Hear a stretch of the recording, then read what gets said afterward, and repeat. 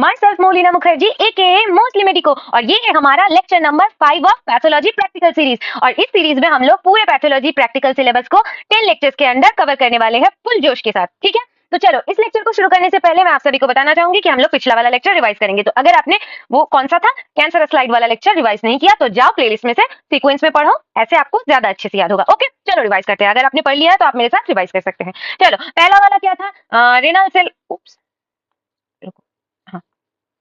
Highlighter से करते हैं। हाँ, पहला वाला था renal cell carcinoma. Renal cell carcinoma में क्या था, हमको ऐसे ऐसे ग्लोमेरुलस ढूंढना था, ग्लोमेरुलस मिल गया यानी कि किडनी है तो हमारे सिलेबस में रेनल सेल कार्सिनोमा में। मैं शॉर्ट ट्रिक करके बताती हूँ, वैसे मैंने डिटेल में आपको पढ़ाया है पर रिवीजन है इसीलिए 2-3 मिनट के अंदर हम लोग पूरा कर लेंगे। उसके बाद हमने क्या पढ़ा था, फाइब्रोएडेनोमा। फाइब्रोएडेनोमा में व्हाइट कलर का मैट्रिक्स होगा और ऐसे चपटे हुए डार्क मिलेंगे, तो ये हुआ फाइब्रोएडेनोमा ऑफ ब्रेस्ट। इसके आगे हमने क्या पढ़ा था, हमने पढ़ा था मेलानोमा। मेलानोमा यानी कि पूरा का पूरा स्लाइड ब्राउन रंग से भरा होगा तो वही होगा मेलानोमा। इसके आगे हमने क्या पढ़ा था, हमने पढ़ा था म्यूसिनस सिस्टेरेनोमा ऑफ ओवरी। ऐसे म्यूसिन होगा और बीच बीच में ऐसे सिस्ट बने होंगे जिसके अंदर भी म्यूसिन होंगे। ठीक है, अब उसके आगे हमने क्या पढ़ा था, हमने पढ़ा था सेमिनोमा। ऐसे एक रास्ता होगा, दोनों साइड पे मैट्रिक्स होंगे, ऐसे हाइपरक्रोमैटिक न्यूक्लियस की वजह से सेल्स ऐसे गोल गोल से भरे हाइपरक्रोमैटिक यानी कि डार्क कलर दिखेंगे। इसके आगे हमने क्या पढ़ा था, हमने पढ़ा था basal cell carcinoma. Basal cell carcinoma मतलब एपिडर्मिस से डर्मिस तक ऐसे एक रास्ते के थ्रू जुड़ा होगा और यहाँ पे जो सेल्स का अरेंजमेंट होगा वो पैलिसेड अरेंजमेंट होगा। पैलिसेड अरेंजमेंट माने कि ऐसे सराउंडिंग का स्ट्रक्चर थोड़ा सा डार्क होगा और अंदर वाला जो स्ट्रक्चर है वो थोड़ा सा लाइट होगा, पैलिसेड अरेंजमेंट होगा।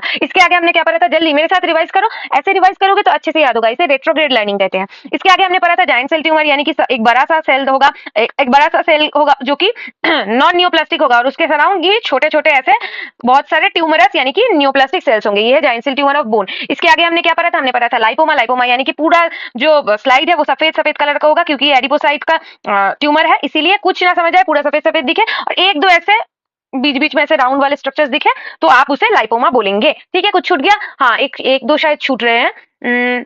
बेसल सेल कार्सिनोमा, हाँ इसके आगे हमने पढ़ा था squamous cell carcinoma. Squamous cell carcinoma में हमने क्या पढ़ा था, ऐसे राउंड स्ट्रक्चर होंगे जो कि होता है केराटिन पल्स, जो कि स्क्वामस सेल कार्सिनोमा का कैरेक्टरिस्टिक फीचर होता है। इसके आगे हमने क्या पढ़ा था, एक और पढ़ा था जो था कैपिलरी हेमांजियोमा ऑफ स्किन, जिसमें ऊपर वाला पार्ट था एपिडर्मिस, नीचे था डर्मिस, डर्मिस में थे छोटे छोटे ऐसे कैपिलरीज। इसी से हमको पता चला था कि कैपिलरी हेमांजियोमा। अभी इस कैपिलरी के लुमेन में कभी कभार ऐसे थोड़ा सा ब्लड भी दिख जाता है। तो हो गया रिवाइज, देखा कितना आसान था, ऐसे आपको रिवाइज करना है। देखो मुझे भी पूरा तरीके से याद एकदम धड़ल्ले से नहीं था क्योंकि मैं भी लेक्चर स्टार्ट करने से पहले इसे पढ़ के नहीं आई हूँ। मैं भी अभी स्टूडेंट हूँ, मुझे भी पढ़ाई करना पड़ता है, पर मैंने कोशिश की और देखो मुझे शायद पूरे तो नहीं पर शायद ऑलमोस्ट सारे आ गए। मैं इंसान हूँ, मैं अगर कर सकती हूँ आप भी कर सकते हैं। आप ऐसे कोशिश करोगे तो आपको बिल्कुल याद हो जाएगा। चलो अब आज का लेक्चर शुरू करते हैं। आज का लेक्चर बहुत आसान है, आपको पता है। आज का लेक्चर है all important instrument for pathology. ठीक है, हाँ तो ये वाला जो लेक्चर है इसमें हम लोग पढ़ेंगे पहले हेमाटोलॉजिकल इंस्ट्रूमेंट। मैंने आपको इंट्रोडक्शन लेक्चर में समझाया था कि आपके पेपर 1 में कौन से वाले इंस्ट्रूमेंट आपको पूछेंगे और पेपर 2 में कौन से वाले पूछेंगे। अगर आपने वो वाला लेक्चर नहीं देखा तो मैं रिक्वेस्ट करूंगी कि आप शुरू से सीक्वेंस में देखिए, इससे आपको अच्छे से याद होगा। ठीक है, तो मैं पहले आपको बताती हूँ हेमाटोलॉजी इंस्ट्रूमेंट। ये वाले बिल्कुल वही है, तुम हवा उड़ा दोगे क्योंकि तुमने फिजियोलॉजी में बहुत अच्छे से पढ़ा है। ठीक है, फिर भी मैं थोड़ा सा रिवाइज करवा देती हूँ क्योंकि पैथोलॉजी में इतना डिटेल्स में नहीं लगता, पर इनके जो मेन फंक्शंस होते हैं वो ज्यादा पूछते हैं हमारे वाइवा में। ओके, तो पैथोलॉजी में हम लोग पहले हेमाटोलॉजी इंस्ट्रूमेंट में पढ़ेंगे RBC pipette and WBC pipette. ठीक है, तो आरबीसी पिपेट जो है, आरबीसी पिपेट आपने सभी ने देखा है। चलो मैंने जूम कर दिया। ठीक है, अभी ऐसा होता है, मैंने यहाँ पे पिक्चर लगा दी है, आपको पता है कैसा होता है, आपने बहुत बार हाथों में लेके भी देखा है, काम भी किया है, पता ही है। बस याद रख लो आइडेंटिफिकेशन पॉइंट क्या क्या है, मेरे साथ बोलो क्योंकि ये पता है तो मेरे साथ बोलते रहो। क्या है कि रेड बीड होगा, ये वाला जो रेड बीड है ये होगा। इसके अलावा क्या होगा, ग्रेविटेशन मार्क्स अप टू 101। यही डब्ल्यूबीसी पिपेट में क्या होता है, डब्ल्यूबीसी पिपेट में व्हाइट बीड होता है और ग्रेविटेशन मार्क्स होता है 11 तक। ठीक है, उसके बाद क्या है, माउथ पीस इज रेड। अभी डब्ल्यूबीसी पिपेट में क्या होता है, व्हाइट होता है, सिंपल। आरबीसी लाल होता है तो लाल माउथ पीस है और डब्ल्यूबीसी व्हाइट होता है तो व्हाइट माउथ पीस है। ठीक है, अभी फंक्शन क्या है, use for RBC and platelet counting. कितना सिंपल है, इतना ही तो पढ़ना है, बस हो गया। चलो अब आगे पढ़ते हैं डब्ल्यूबीसी पिपेट। डब्ल्यूबीसी पिपेट का आइडेंटिफिकेशन पॉइंट उससे मिला के बोलो, white Beed in the bulb. ये देखो यहाँ पे इतना अच्छा दिखेगा नहीं पर आप सभी को पता है, आई एम श्योर। तो white Beed in the bulb, उसमें क्या था, red Beed in the bulb. यहाँ पे ग्रेविटेशन अप टू 11 मार्क, वहां पे क्या था 101। यहाँ पे माउथ पीस व्हाइट है, वहां पे क्या था रेड। कितना आसान है देखो। अभी इसके बाद फंक्शन पढ़ लो। फंक्शन क्या है, टीएलसी एंड स्पर्म काउंटिंग। ये बात एकदम कान खोल के सुन लो, याद रख लो। सॉरी एक सेकेंड, हाँ ये, हाँ तो ये बात कान खोल के सुन लो, याद रख लो, कुछ भी करो, सोए हो तो जाग जाओ, पर यहाँ पे डिफरेंशियल काउंट नहीं बोलना है, यहाँ पे टोटल ल्यूकोसाइट काउंट ही बोलना है। डिफरेंशियल काउंट हम कैसे मेजर करते हैं, स्मेयर प्रिपेयर करके, याद है ना। पर यहाँ पे हम लोग न्यूबर्स चेम्बर में टोटल ल्यूकोसाइट काउंट मेजर करते हैं और इसके साथ क्या करते हैं, स्पर्म काउंटिंग, याद है। इसके अलावा अगर डब्ल्यूबीसी के कोई और फंक्शन पूछे, जो कि वाइवा में पूछते हैं, अगर आपने ये दो बता दिए तो और एक पूछेगा तो आपको बताना है to count the cell in any fluid where the count is up to a few thousand per microlitre. अगर 1 माइक्रोलीटर में कुछ थाउजेंड्स करके सेल्स प्रेजेंट हो किसी भी बॉडी फ्लूइड में, तो आप उसे काउंट यहाँ पे कर सकते हो, जैसे कि सीएसएफ भी कर सकते हो अगर मेनिंजाइटिस या फिर किसी ऑर्गेनिज्म का आप टेस्ट कर रहे हो तो कभी कभार। ठीक है, याद रहेगा। अब पहले मुझे बताओ डब्ल्यूबीसी का नॉर्मल काउंट क्या होता है? 4000 टू 11000 पर माइक्रोलीटर, याद रहेगा। चलो, और आरबीसी का क्या होता है? आरबीसी में ये आप मुझे कमेंट करके बताएंगे, ठीक है। चलो अभी देखो, इसके बाद हम लोग पढ़ेंगे हीमोग्लोबिनोमीटर एपैरेटस। इसमें हमें कौन सा यूज करना पड़ता है? सालिस हीमोग्लोबिनोमीटर। अब इस एपैरेटस के पार्ट कितने हैं?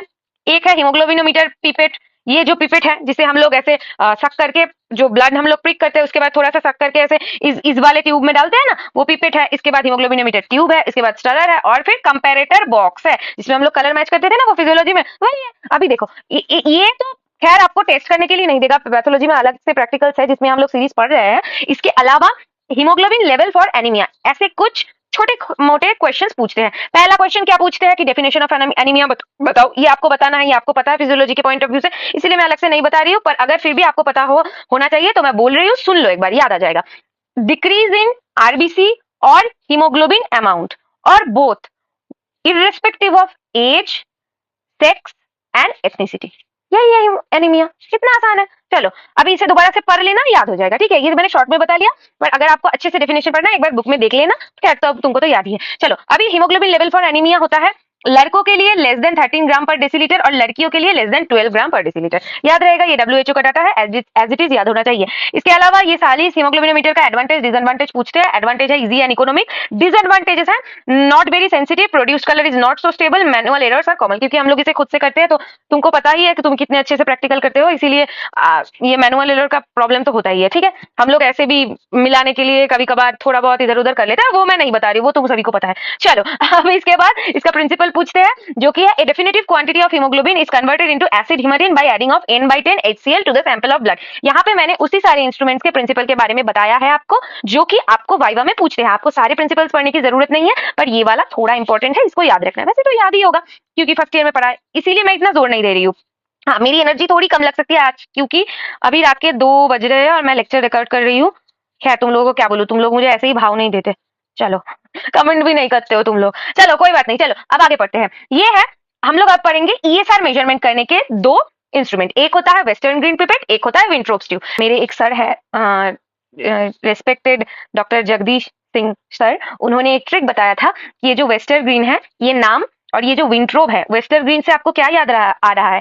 Western side. अभी वेस्टर्न साइड के पॉपुलेशन के लोग थोड़े से लंबे होते हैं ना ईस्ट के कंपेयर में, तो ये वेस्टर्न ग्रीन वाला पिपेट थोड़ा सा लंबा होगा विंट्रोप्स के कंपेयर में। अब ये जो विंट्रोप्स ट्यूब है ना, अगर आपको क्वेश्चन में आए, वाइवा में या फिर ऑस्पी में आए, तो एक क्वेश्चन बहुत कॉमन होता है कि विंट्रोप्स ट्यूब का फुल नेम लिखो। स्टूडेंट्स को समझ ही नहीं आता कि वो फुल नेम क्या होता है। मैंने भी अपने टाइम में गलती की थी, पर क्योंकि मुझे अपनी टीचर ने बता दिया था, डॉक्टर टिंकू चैटर्जी मैडम ने मुझे बता दिया था, इसीलिए मैं आपको बता दे रही हूँ। यहाँ पे आपको लिखना है विंट्रोप्स हेमाटोक्रिट ट्यूब, याद रहेगा, विंट्रोप्स हेमाटोक्रिट ट्यूब। चलो अभी इसके आगे वेस्टर्न ग्रीन में एंटीकोआगुलेंट क्या होता है? 3.8 सोडियम सिट्रेट एंड ब्लड 1:4 में रेशियो में, और विंट्रोप्स में होता है डबल ऑक्सैलेट। ठीक है, हो गया। चलो अब आगे बढ़ते हैं। अभी देखो अब ये कितना बड़ा होता है दीदी, ये सब आपको पता है, फिर भी मैं रिवाइज करवा दे रही हूँ। विंट्रोप्स ट्यूब जो होता है हेमाटोक्रिट ट्यूब, उसमें हम लोग पीसीबी भी मेजर करते हैं, ESR भी मेजर करते हैं, और जो वेस्टर्न ग्रीन होता है उसमें हम लोग ESR नॉर्मली मेजर करते हैं, इसके अलावा नहीं कर सकते। वेस्टर्न ग्रीन पिपेट कैसा होता है? पिपेट है तो दोनों एंड से ऐसे खुला होगा, और ये ट्यूब है तो एक एंड से बंद होगा, एक एंड से खुला होगा। अभी इसमें हम लोग पीसीबी और ESR दोनों मेजर कर सकते हैं, क्योंकि एक साइड से ये ऊपर से नीचे तक ग्रेजुएशन है और एक साइड में नीचे से ऊपर तक ग्रेजुएशन है। तो ESR जब हम लोग मेजर करते हैं, कौन से साइड से करते हैं, मेरे साथ बोलो। देखो अभी वेस्टर्न ग्रीन में देखो 0 से 180 यहाँ पे नीचे है ना, और यहाँ पे भी जो नीचे साइड होगा तो इस साइड से ही हम लोग करेंगे ये साइड, और जो ऑपोजिट साइड में होगा नीचे से ऊपर जो जा रहा है उसमें हम लोग पीसीबी करेंगे। पी कैसे लिखते हैं हम लोग? ऐसे ऐसे लिखते हैं ना, तो ऐसे नीच से जाके ऊपर ऐसे बड़ा होता है, नीच से जाके ऊपर ऐसे बड़ा होता है, तो नीच से जो ऊपर जाके होगा तो उसी में हम लोग पीसीबी मेजर करेंगे। हो गया याद, कितना सिंपल है। अभी आगे देखो, नॉर्मल ESR की लेवल जो होता है ये पूछते हैं, ये आपको याद रखना है। ये अगर हम लोग वेस्टर्न ग्रीन से मेजर करें, तो मैंने क्या बोला, वेस्टर्न ग्रीन में सब कुछ थोड़ा थोड़ा बड़ा बड़ा होगा। ठीक है, अभी मेल्स में होगा 0 to 20 mm, फीमेल्स में होगा 0 to 30 mm। सब कुछ यहाँ पे ब्लड में जो भी होगा सब कुछ मेल्स में ज्यादा होता है फीमेल्स के कंपेयर में, सिवाय ESR के। ये छप लो दिमाग में, रट लो, कुछ भी करो, पर याद रखो ESR को छोड़ के सब कुछ मेल्स में ज्यादा होगा फीमेल्स के कंपेयर में। ठीक है, याद हो गया। चलो अभी मेल्स में 0 to 20, फीमेल्स में 0 to 30। अभी ईएसआर का वैल्यू अगर हम लोग विंट्रोप हेमेटोक्रिट ट्यूब में मेजर करें तो मेल्स में 0 to 6 और फीमेल्स में 0 to 10 mm। ठीक है, इस डेटा में थोड़ा बहुत ऑल्टरेशन होता रहता है हर जगह पे। मैंने जिस रिसोर्स से लिया है वो भी एक बहुत रिनोन्ड अच्छा रिसोर्स है। अगर आपके रिसोर्स में कोई और आप कोई स्टैंडर्ड बुक पढ़ रहे हैं और वहां पे कोई और डेटा हो तो आप उसे भी कंसिडर कर सकते हैं, पर मैंने अपने टाइम पे यही याद किया था। ठीक है, अभी ये फर्स्ट आवर का है, ये याद रखना। अभी देखो ईएसआर जब बढ़ता है और घटता है, इन दोनों कंडीशंस को हमें याद रखना है। ईएसआर कब बढ़ता है, इसमें दो कंडीशन होंगे, एक फिजियोलॉजिकली एक पैथोलॉजिकली। फिजियोलॉजिकली ईएसआर कब बढ़ेगा, मेंस्ट्रुएशन के टाइम पे या फिर मील के बाद। पैथोलॉजिकली ईएसआर कब बढ़ेगा, acute pyogenic infection and chronic infection like TB. ठीक है, एक एक्यूट एक क्रॉनिक, ऐसे याद रखना। और इसके अलावा ईएसआर कब कम होता है, sickle cell anaemia and congenital spherocytosis. क्यों होता है, आरबीसी नॉर्मली ऐसे ऐसे ऐसे ऐसे ऐसे रूले फॉर्म करते हैं ना और ऐसे नीचे धस जाते हैं, पर अगर सिकल सेल एनीमिया होगा और कॉन्जेनाइटल स्पिरोसाइटोसिस होगा तो इसमें तो आरबीसी ऐसे, देखो सिकल सेल एनीमिया में तो आरबीसी का शेप ऐसे हो जाता है ना, अच्छे से रूले नहीं बना सकते, तो इसीलिए क्या होता है, ईएसआर की वैल्यू डिक्रीज होती है। इतना आसान है, दोबारा से रिवाइज करो पहले से। पहले हमने पढ़ा आरबीसी पीपेट, इसमें आइडेंटिफिकेशन पॉइंट पढ़ा, फंक्शन पढ़े, डब्ल्यूबीसी पीपेट पढ़ा, आइडेंटिफिकेशन पॉइंट पढ़े, कंपेयर करके पढ़ना है, फंक्शन पढ़े। इसके बाद हमने हीमोग्लोबिनोमीटर पढ़ा, उसके एडवांटेज डिसएडवांटेज प्रिंसिपल्स पढ़ना है हमें, नॉर्मल वैल्यूज को याद रखना है, एनीमिया के क्राइटेरिया याद रखना है। अभी वेस्टर्न ग्रीन पीपेट में ये एंटीकोआगुलेंट याद रखना है 3.8 सोडियम सिट्रेट और इसके साथ ब्लड 1:4 रेशियो में, और विंट्रोप में डबल ऑक्सैलेट याद रहेगा। अब इसके आगे देखो, इंप्रूव न्यूबर्ट चेंबर, ये तो सबको पता है, फिजियोलॉजी का पहला प्रैक्टिकल होता है, न्यूबर्ट चेंबर को दिखाया जाता है, बच्चे बहुत एक्साइटेड रहते हैं, बहुत हम लोगों को याद रहता है। पर एक क्वेश्चन पूछते हैं व्हाई इंप्रूव्ड, क्योंकि ये जो न्यूबर्ट चेंबर था पहले वाला, इसमें देखो हर एक जो स्क्वायर है, ये डब्ल्यूबीसी का जो स्क्वायर देखो पहले, इसको देखो 4 पार्ट में डिवाइड किया गया है, छोटे छोटे बहुत सारे स्क्वायर्स बने हैं। अभी इसमें इसको भी देखो 4 पार्ट में डिवाइड किया है, पर ये जो आरबीसी का जो घर है, यहाँ पे आरबीसी का जो पार्ट है उसे सिर्फ 5-5 के डिवीजन में किया गया है। आपको पता होगा, फिर भी मैं बता रही हूँ, जो डब्ल्यूबीसी में जो है पहले क्या था, डब्ल्यूबीसी आरबीसी सभी में ऐसे 4 डिवाइडेड किया गया था। ठीक है, पर आरबीसी में बाद में क्या हुआ कि उसको ऐसे 1 2 3 4 4 लाइन हुए, यानी कि 1 2 3 4 5 ऐसे डिवीजन किया गया, यहाँ से भी यहाँ से भी। हो गया, याद हो गया, इसीलिए इंप्रूव्ड है। अभी इसको एक और नाम से बुलाया जाता है विच इज हीमोसाइटोमीटर। ठीक है, क्योंकि हम लोग इससे जो ब्लड का जो वेरियस जो सेल होता है डब्ल्यूबीसी आरबीसी उसको काउंट करते हैं, इसीलिए हीमोसाइटोमीटर। हीम यानी कि ब्लड, साइटो यानी कि सेल, मीटर यानी कि जो मेजर कर सकते हैं। अब इसके आगे देखो फंक्शन क्या है, RBC WBC count, platelet, eosinophil, absolute count, cells in CSF, sperm count, ये सब जो भी काउंट तुम्हारे दिमाग में आए बॉडीली फ्लूइड्स का वही लिख देना। सलाइवा तो कोई काउंट करता नहीं है, स्पर्म काउंट या सीएसएफ काउंट ही करेगा। इसके अलावा प्लेटलेट, यूसिनोफिल, एब्सोल्यूट काउंट करेगा, यही सब लिख देना, सिंपल है। अभी देखो वैक्यूटेनर ट्यूब्स, ये थोड़ा सा इंपॉर्टेंट है, ये कभी कभार पूछ लेते हैं पर जनरली नहीं पूछते हैं। मेरे कॉलेज में जनरली नहीं पूछा गया था, पर शायद आपके कॉलेज में पूछते हो, इसीलिए मैंने बोल दिया है। ठीक है, अभी देखो, अब ये जो रेड कलर का है, रेड कलर का होता है जिसमें सीरोलॉजिकल एग्जामिनेशन होता है, बायोकेमिस्ट्री। कैसे याद रखोगे, हम जब फर्स्ट ईयर में पढ़ते हैं हमको देखो एनाटॉमी से तो सबको डर लगता है, पर एनाटॉमी इंटरेस्टिंग भी लगता है, लेकिन बायोकेमिस्ट्री से सिर्फ डर लगता है क्योंकि बहुत रटना पड़ता है। वैसे किसी किसी स्टूडेंट्स को अच्छा भी लग सकता है, पर मेजोरिटी की बात कर रही हूँ तो बायोकेमिस्ट्री सिर्फ डर लगता है।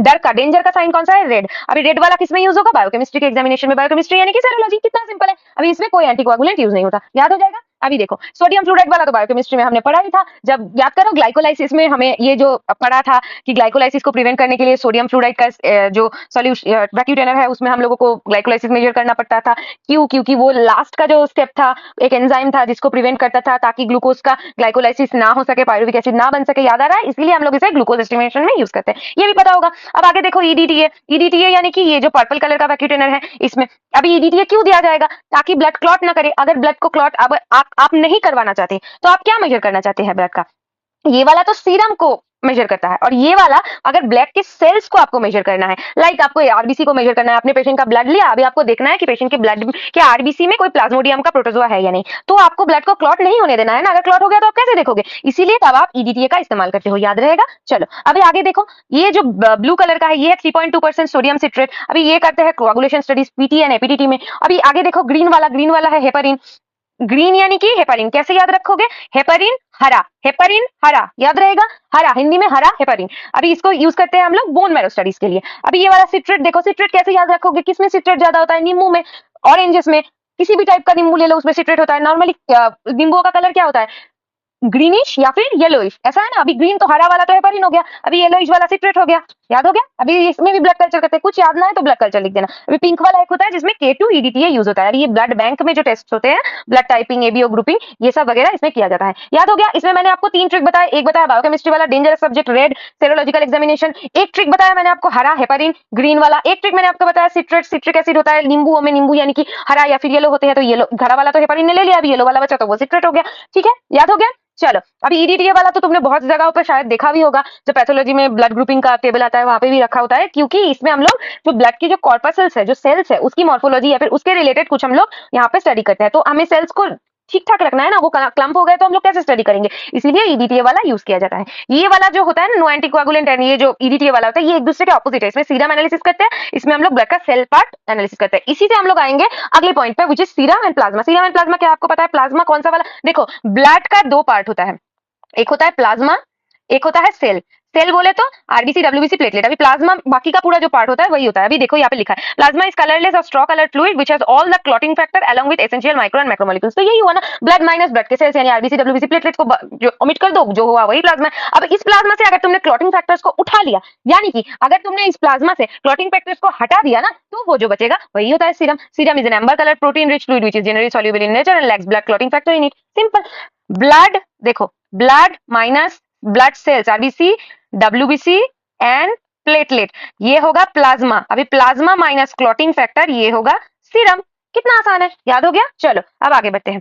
अभी देखो एक और इंस्ट्रूमेंट पढ़ते हैं, अभी हम लोग सेकंड पार्ट में आ गए हैं। ये मेनली आपके जो पेपर 2 का वाइवा का टेबल होता है वहां पे ज्यादा पूछते हैं, विच इज यूरिनोमीटर। यूरिनोमीटर के आइडेंटिफिकेशन पॉइंट्स पढ़ लो। पहला वाला ऊपर वाला स्टेम है, उसके बाद फ्लोट है, उसके बाद वेट है। अभी कौन सा पार्ट क्या है? वेट, क्योंकि ये पार्ट सबसे भारी होता है। फ्लोट क्योंकि ये जो फ्लोट करता है। कैसे होता है? एक बीकर होता है, देखो ये मेरा कॉफी का कप है, प्लीज ये थोड़ा गंदा है, उस पे मत जाना। अभी ये समझ लो कि ये एक बीकर है, ठीक है, ये एक बीकर है और ये वाला यूरिनोमीटर है, ठीक है। अब इसके अंदर हम लोग यूरिन को भर देंगे, इस बीकर के अंदर हम लोग यूरिन को भर देंगे। उसके बाद हम लोग इसको ऐसे धीरे धीरे धीरे धीरे करके छोड़ेंगे, ठीक है। धीरे धीरे अगर छोड़ेंगे तो फिर ये यूरिन की वजह से फ्लोट करेगा, और फ्लोट करने की वजह से यहाँ पे जो स्टेम में जो मार्किंग्स होंगे, तो उस मार्किंग्स में हमको पता चलेगा स्पेसिफिक ग्रेविटी कितना होता है। क्यों? आर्किमिडीज के प्रिंसिपल हिसाब से हम लोग BUNC से स्पेसिफिक ग्रेविटी मेजर कर सकते थे। तो हमें यही देखो आइडेंटिफिकेशन पॉइंट पहले देख लो। Cylindrical stem, mercury field bulb at the bottom and scale mounted on top to give readings. मैंने आपको समझा दिया कैसे होता है। अभी normal value of specific gravity 1.003 से 1.030 है।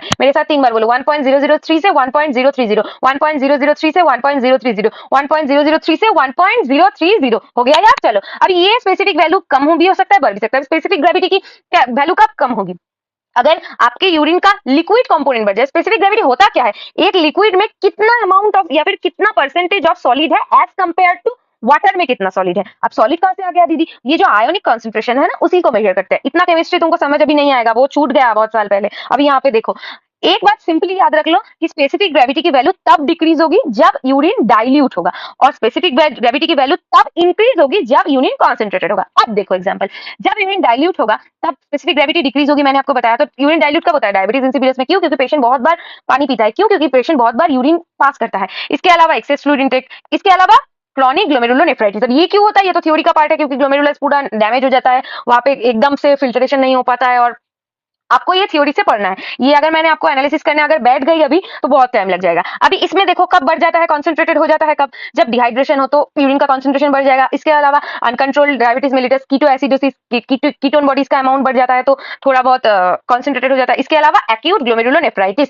शुरू में ग्लोमेरुलोनेफ्राइटिस के शुरुआत में पहले तो स्पेसिफिक ग्रेविटी बढ़ता है, पर अगर क्रॉनिक हो जाए तो कम हो जाता है। याद रहेगा। चलो अभी प्रिंसिपल देख लेना। The urinometer generally works on Archimedes principle. ये मैंने आपको बता ही दिया कैसे होता है। ऐसे हम लोग, मैंने आपको अपने कॉफी कप से एग्जांपल से बता दिया।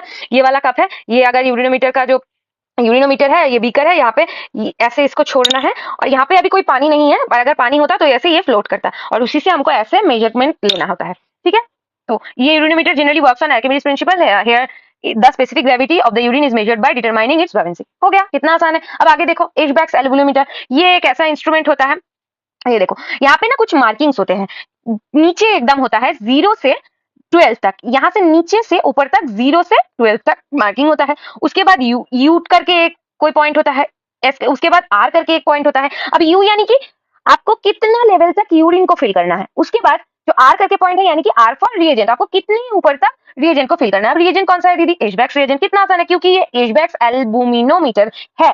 ठीक है, ये मुझे थोड़ा प्रॉब्लम होता था, टंग ट्विस्टर जैसा लगता था, पर शायद आपको ना हो। तो ये मतलब एशबैक्स एल्बुमिनोमीटर है। ठीक है, तो अभी इसका कंपोजिशन पढ़ लेते हैं हम लोग। एशबैक्स रिएजेंट का कितना आसान है, देखो पिक्रिक एसिड सिट्रिक एसिड 10 ग्राम 20 ग्राम, तो क्या हुआ 1:2 रेशियो में पिक्रिक एसिड सिट्रिक एसिड। अब इसको कैसे याद रखोगे? पीसी करके। कैसे याद रखोगे? पीसी करके। पीसी 1:2 हो जाएगा। ये एशबैक्स रिएजेंट पीसी 1:2 हो जाएगा, ऐसे याद रखना है। उसके साथ डिस्टिल वाटर 1000 ml यानी कि 1 लीटर। ओके, अभी प्रिंसिपल में देखो, एल्बुमिन और पिक्रिक एसिड को मिला के जो बनता है एल्बुमिन पिक्रेट। अब ये जो एल्बुमिन पिक्रेट है ये डिपॉजिट हो जाता है नीचे। अब इससे हम लोग मेजर करते हैं। हाँ, मैंने तो आपको बताया ही नहीं कि एशबैक एल्बुमिनोमीटर से हम लोग करते क्या है। इससे हम लोग करते हैं quantitative estimation of protein in urine. अभी क्वालिटेटिव एस्टिमेशन किससे हम लोग करते हैं? प्रोटीन के क्वालिटेटिव एस्टिमेशन के लिए हम लोग heat and acetic acid test करते हैं। पर क्वांटिटी का क्या? क्वांटिटी के लिए ही तो यहाँ पे 0 to 12 मार्किंग्स दिया हुआ है, क्योंकि आप जब यूरिन दोगे, रिएजेंट दोगे, तो रिएजेंट का यहाँ पे क्या लिखा है? एल्बुमिन। अगर एल्बुमिन होगा, क्योंकि यूरिन में मेनली एल्बुमिन का ही प्रोटीन पाया जाता है, मेन प्रॉब्लम यही से होती है। तो एल्बुमिन और पिक्रिक एसिड मिलके एल्बुमिन पिक्रेट तो बना लेंगे यहाँ पे रिएक्शन करके, पर ये धसेंगे तो नीचे ये 0 to 12 मार्किंग के बीच में ही ना। इससे हमको क्वांटिटेटिव वैल्यू पता चल गई कि कितना प्रोटीन हो सकता है कितने ml यूरिन के अंदर। This method is generally used to measure the quantity of albumin present in the urine. कितना आसान है। अभी आगे देखो, अभी हम आ गए हैं लंबर पंक्चर नीडल में। ये आपको पता है कैसा होता है, क्योंकि पैथोलॉजी में ये बहुत काम आता है। देखो, अभी आपको पता होना चाहिए 3 पॉइंट मेनली। एक होता है कि इसके पार्ट्स क्या क्या होता है। एक होता है स्पाइनल नीडल प्रॉपर, एक होता है स्लाइड स्टाइलेट। अभी कैसा होता है, ये स्टाइलेट है ना, तो ये ऐसे नीडल जाके यहाँ पे आपने घुसा दिया, उसके बाद ऐसे पीछे से आपको इसे खींचना होता है। तो जो पार्ट आप खींच के निकालते हो ना, वही होता है स्टाइलेट। और जो नीडल अंदर धसा रहता है, जिसके अंदर में से ऐसे ड्रॉपलेट की तरफ वो जो सिक्रेशंस है, सीएसएफ है, वो निकलता है, उसे कहते हैं स्पाइनल नीडल प्रॉपर। याद रहेगा। चलो, अभी long relatively slender needle with stellate. Okay, याद रहेगा। स्टिलेट स्टाइलेट कुछ भी बोल लो। अभी देखो, यूज पढ़ना, मैंने आपको बोला 3 पॉइंट पढ़ना है। एक है पार्ट्स, एक है यूज, एक है साइट। यूज क्या क्या है? टीएसएफ मेजरमेंट के लिए यूज किया जाता है। May be use for aspiration of peritoneal cavity, pleural cavity, joint spaces. ये सब भी कर सकते हैं, पर करते नहीं है नॉर्मली। लंबर पंक्चर नीडल से सीएसएफ एग्जामिनेशन ही किया जाता है। इसके अलावा कौन से साइड में करते हैं? L3 L4 वर्टिब्रा के साइड में। ये वाला पॉइंट इंपॉर्टेंट है, ये पूछते हैं क्यों करते हैं, क्योंकि इससे ऊपर करेंगे तो स्पाइनल कॉर्ड का इंजुरी हो सकता है, इससे नीचे करेंगे तो सीएसएफ का प्रॉपर्ली अमाउंट हमें नहीं मिलेगा। ठीक है, चलो, अभी हमको ऐसे करना है ताकि स्पाइनल कॉर्ड को इंजुरी ना पहुंचे। याद रहेगा। चलो, अब आगे देखो, diagnosis of meningitis, diagnosis of सब अराक्नोइड हेमोरेजिस, इन दोनों में यूज किया जाता है। मैंने माइक्रोबायोलॉजी के लेक्चर में भी आपको पढ़ाया है कि लंबर पंक्चर नीडल से मेनिंजाइटिस हो भी सकता है, मेनिंजाइटिस का डायग्नोसिस भी हो सकता है। अगर आपने वो लेक्चर नहीं देखा तो आप जाके वो जो माइक्रोबायोलॉजी जिसमें मैंने 25 आवर्स के अंदर पूरा माइक्रो कवर किया है, उसका सेकंड लेक्चर है, वो देख लो। वो देखोगे तो क्लियर हो जाएगा। ठीक है, इसके आगे हम लोग क्या करेंगे? For intrathecal anaesthesia, for intrathecal administration of drugs, इसके लिए भी हम लोग यूज कर सकते हैं। अब इंट्राथेकल मतलब हड्डियों के बीच में जो इंजेक्शन दिया जाता है, ऐसा एनेस्थेसिया भी होता है, कुछ ऑपरेशंस में यूज किया जाता है। ठीक है, अगर नहीं पता तो अब सीख लो, कोई बात नहीं। अभी हमने क्या पढ़ा, जल्दी से मेरे साथ फटाफट से रिवाइज करो। हमने पढ़ा पहले इंप्रूव न्यूबार्ट चेंबर। क्यों इंप्रूव कहा जाता है? मैंने आपको बताया, फंक्शन बताया, वैक्यूम ट्यूब में मैंने बताया ये वाला बायोकेमिस्ट्री डेंजर है।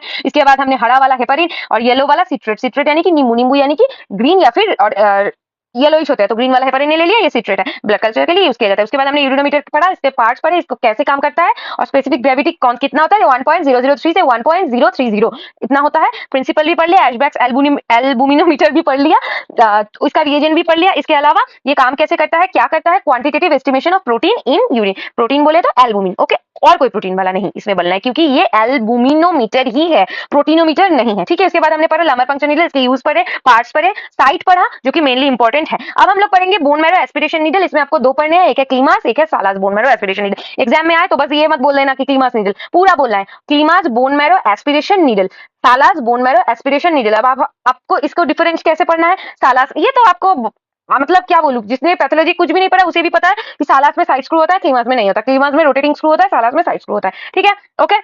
पहले अभी हम लोग देखो Salah's and Klima's bone marrow aspiration needle का पढ़ेंगे। सालास में क्या होता है, स्टाइलेट और नीडल अलग से होता है। क्लीमास में नीडल और स्टाइलेट एक साथ ही होता है, ऐसे घुमा घुमा के ऐसे ओपन करता है। सालास में क्या होता है, साइड स्क्रू होता है, ऐसे अगर नीडल होगा तो इसमें साइड में, यहाँ पे साइड में कहीं पे स्क्रू होगा। और क्लीमा में क्या होगा, ऐसे घुमा घुमा के इसको खोलते हैं। ठीक है, ये वाला आपको याद रहेगा।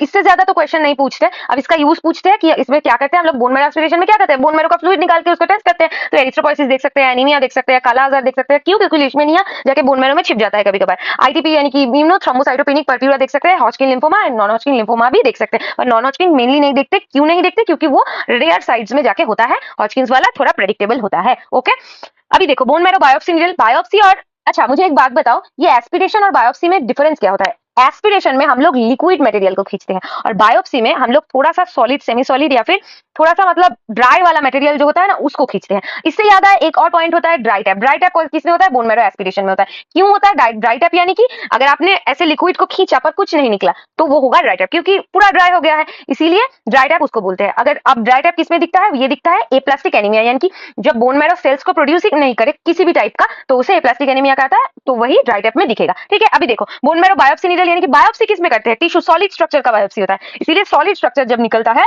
वो होता है बोन मैरो बायोप्सी नीडल के द्वारा। अभी बोन मैरो बायोप्सी नीडल एक होता है जमशेडी नीडल, ये आपको याद रखना है। Bone marrow aspiration, bone marrow biopsy दोनों ही आप इससे कर सकते हो। वैसे स्टाइलेट वाला ऐसे घुसा देते हैं और ऐसे पीछे से ऐसे खींचते हैं, याद हो गया? वैसे मैंने भी कभी यूज नहीं किया, मैंने भी अपने टीचर से ही सुना है। ठीक है, अभी आईडी पॉइंट्स क्या होता है? वाइड बोर सिलिंड्रिकल नीडल और स्टाइलेट। नीडल कौन सा वाला होता है? इतनी बार मैं बोल रही हूँ wide bore cylindrical needle. Needle वाला जो होता है जिसके अंदर स्टाइलेट वाला पार्ट फंस जाता है। स्टाइलेट कौन सा होता है? जो आप खींच के निकाल रहे हो ना, और नीडल वाला होता है जो अंदर से हॉलो होता है, जिसके अंदर स्टाइलेट रहता है, उसे नीडल कहा जाता है। इसीलिए wide bore cylindrical needle. Cylindrical size होगा ऐसे, अगर अगर एक नीडल ऐसे है, ऐसे गोल करके तुम इसको ऐसे काट के सामने से देखोगे तो कैसे गोल दिखेगा ना तुमको, वही वाला बोल रहा है कि सिलिंड्रिकल नीडल है। अब इसके आगे देखो एफएनएसी नीडल। एफएनएसी नीडल से आपको तीन मेनली क्वेश्चंस पढ़ने हैं। एक है parts which is needle, syringe and pistol. इसके वैल्यूज याद करने हैं। नीडल का वैल्यू होता है 23 गॉज, ये वाला पार्ट है नीडल। उसके बाद सिरिंज, सिरिंज ये वाला पार्ट होता है जो कि 20 ml का होता है, और उसके बाद पिस्टल हैंडल जो कि ये वाला पार्ट होता है। हो गया याद? चलो, needle, syringe, pistol handle, okay. ये 23, ये 20 ml और ये इसका कोई साइज नहीं होता। चलो, अभी इसके आगे हमको मेनली पढ़ना है कि एफएनएसी यूज कहाँ किया जा सकता है, इससे भी ज्यादा इंपॉर्टेंट है कि कहाँ यूज नहीं करते। पहली बात, एफएनएसी का फुल फॉर्म क्या है? Fine needle aspiration cytology. ठीक है, अभी देखो पहले इंडिकेशन पढ़ते हैं हम लोग। अभी इंडिकेशन क्या है? Rapid diagnosis of neoplastic condition. Neoplasia के डायग्नोसिस के लिए यूज किया जाता है, ये बच्चे को भी पता है जो पहली बार मतलब अभी सेकंड ईयर में आया है। इसके बाद diagnosis of inflammatory condition, monitoring graft rejection. ये तो तुम कुछ भी बना के बोल दोगे, मुझे पता है, पर कॉन्ट्रा इंडिकेशन खुद से मत बनाते जाना। ये 4 पॉइंट याद होना चाहिए। Number 1, vascular tumour. क्यों वास्कुलर ट्यूमर में यूज नहीं किया जाता? क्योंकि अगर कोई वास्कुलर ट्यूमर हो तो वहां पे बहुत ज्यादा ब्लड फ्लो होगा, तुम वहां पे सुई घुसाओगे तो ब्लड इधर उधर फैल जाएगा ना, मेटास्टेसिस का चांस है या फिर इन्फ्लेमेशन बढ़ सकता है, इसीलिए वास्कुलर ट्यूमर में तुम लोग यूज नहीं कर सकते। Neoplasm in testis, same point, क्योंकि टेस्टिस बहुत ज्यादा सॉफ्ट स्ट्रक्चर है, बहुत ज्यादा सॉफ्ट टिश्यू वहां पे एक साथ एक्यूमुलेटेड हुआ है, तो वहां पे अगर तुम ऐसे पंक्चर करोगे और एक जगह से दूसरी जगह पे फैल गया तो प्रॉब्लम हो सकती है। इसके अलावा लोकल इन्फेक्शन, लोकल इन्फेक्शन यानी कि कोई एब्सेस है, कोई यहाँ पे तुम्हारा एब्सेस है या फिर बॉयल है, वहां पे अगर तुम एफएनएसी अंदर घुसाओगे तो वो इन्फेक्शन स्प्रेड हो जा सकता है, इसीलिए तुम वो नहीं कर सकते, या फिर कुछ और कॉम्प्लिकेशंस भी हो सकती है। इसके अलावा ब्लीडिंग डिजीज, अगर तुम्हारे अंदर कोई ब्लीडिंग डिजीज है, तुमने इंजेक्शन घुसा दिया और फिर इंजेक्शन तो कभी तो निकालोगे या फिर घुसा के रख दोगे, जब निकालोगे तब जो ब्लीडिंग होगा वो रुकेगा नहीं, क्योंकि ऐसा हीमोफिलिया में होता है। इसीलिए ये 4 कॉन्ट्राइंडिकेशन याद होना चाहिए। पूरे स्लाइड्स में तुमको पता है मेजॉरिटी चीज, इसीलिए मैंने थोड़ा थोड़ा करके बोला, पर ये वाला पार्ट तुमको कोई रात को 4 बजे नींद से उठा के भी पूछे तो याद होना चाहिए। कॉन्ट्राइंडिकेशन क्या क्या, मेरे साथ दोबारा बोलो। Vascular tumour, neoplasm in testis, local invasion, bleeding disease. ठीक है, याद रहेगा। इसके अलावा पेपोनिकुलर स्टेन और गियम्सा स्टेन इज यूज्ड। अभी ये एफएनएसी का जो मटेरियल तुमने निकाला है उसको तुम किस स्टेन से स्टेन करोगे? पीएस स्टेन यानी कि पेपोनिकुलर स्टेन, और फिर या गियम्सा स्टेन, ओके। चलो, अभी आगे आज का लास्ट टॉपिक है पास्चर पिपेट। ये तो देखा ही होगा, ऐसे लिक्विड लेके दूसरे टेस्ट ट्यूब में गड़बड़ करते हो ना तुम लोग रिएक्शन के नाम पे। चलो, मजाक किया। अभी पास्चर पिपेट तो देखा ही होगा, इसे पास्चर पिपेट कहते हैं, याद रख लो। ये use for transfer of liquid in lab. चलो देखो कितना आसान हो गया, लेक्चर खत्म। ये लेक्चर सबसे आसान था, ये तुमको पता है। अगर किसी को कोई भी पार्ट नहीं पता तो वो दोबारा से रिवाइंड करके देखे। मैंने इसमें उतना ज्यादा एफर्ट नहीं दिया है क्योंकि ये आपको पता है, मैं दोबारा बोल रही हूँ, पर फिर भी अगर कोई आपको कोई डाउट आता है या फिर कोई क्वेश्चन आता है तो आप कमेंट सेक्शन में मुझसे पूछ सकते हैं, मैं जवाब दे दूंगी, या फिर अगर कोई मेजर डाउट हो तो मैं उसके ऊपर एक वीडियो भी बना दूंगी। इसके अलावा अगर आपको इस लेक्चर के नोट्स चाहिए, पीडीएफ चाहिए, तो आप डिस्क्रिप्शन बॉक्स में से मेरा टेलीग्राम चैनल ज्वाइन कर सकते हैं, वहां से जाके आप इन नोट्स को एक्सेस कर सकते हैं। ठीक है, तो चलो मिलते हैं अगले लेक्चर में, तब तक के लिए ओके बाय।